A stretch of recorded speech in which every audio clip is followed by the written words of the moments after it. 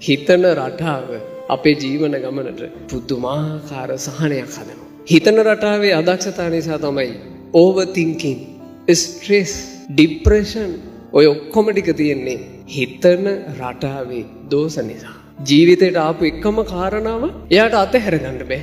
එයා ඒකෙන්ම ලත වෙනවා, ඒකෙන්ම විඳවනවා. ඒක අතහැර ගන්න දක්ෂකම නෑ.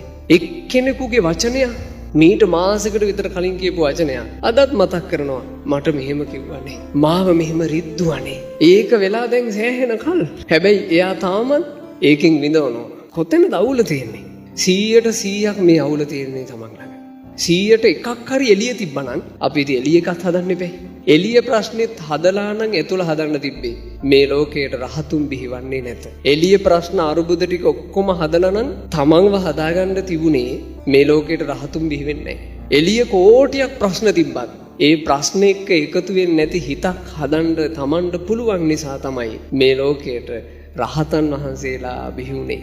නිന്ദා අපවාද අවමාන පිරිච්චි පරිසරයක, උවදුරු පිරිච්චි පරිසරයක උන්වහන්සේලා තමන්ගේ ආධ්‍යාත්මය ජයගත්තනේ.